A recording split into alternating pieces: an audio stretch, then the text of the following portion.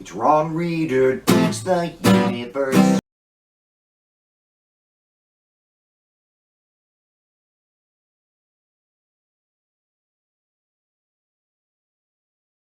I'm Ron Reader, and this is Ron Reader Digs the Universe, and tonight, Defunding ICE.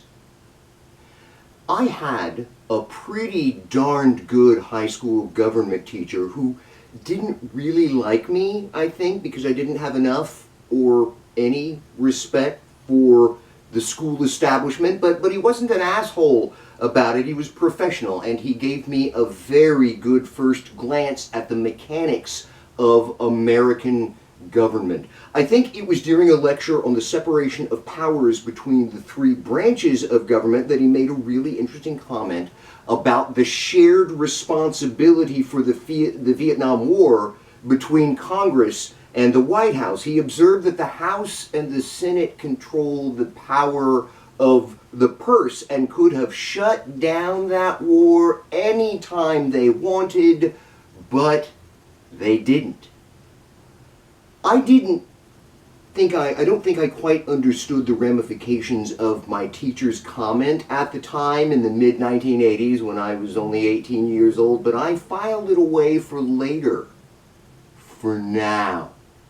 Because unlike Vietnam-era congressional Democrats facing American atrocities, there is a movement among today's Senate Democrats to use their power of the purse to rein in ICE and DHS's reign of terror.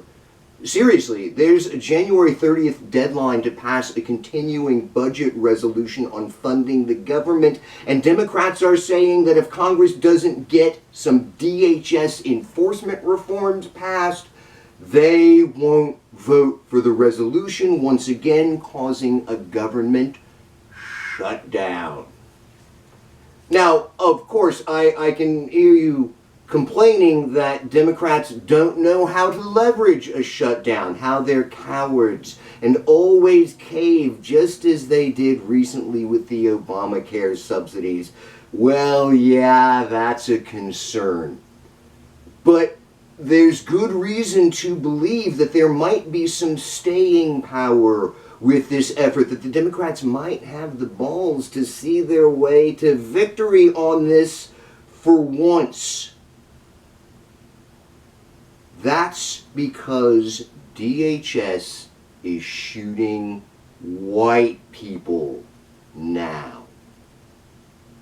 NBC News reports that there have been 12 ICE and Customs and Border Patrol shootings since September, but the victims were all people of color.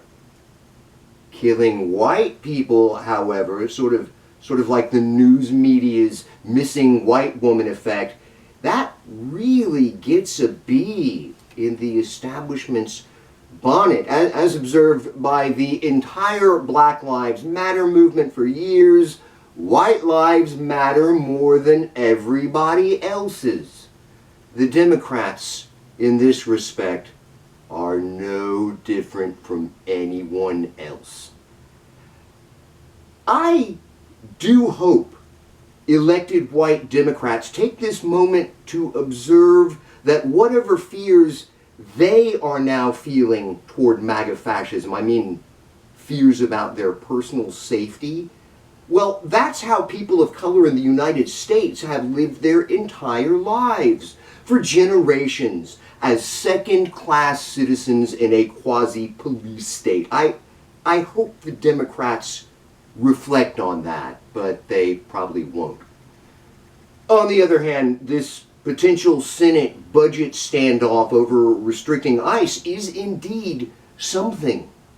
I mean, in the end, when Trump is out and a semblance of sanity returns to our country, restrictions won't be enough. We'll have to raise the entire Department of Homeland Security to the ground. Its entire mission, its entire reason for existence under MAGA is corrupt and evil. As with the Trail of Tears, you simply cannot force migration without harming the migrants. So all that's got to go. Everyone's got to be fired. All the rules and procedures torn up. DHS is a failed instrument and it must eventually be destroyed. But forcing some reform is a good start for now. So I support this shutdown.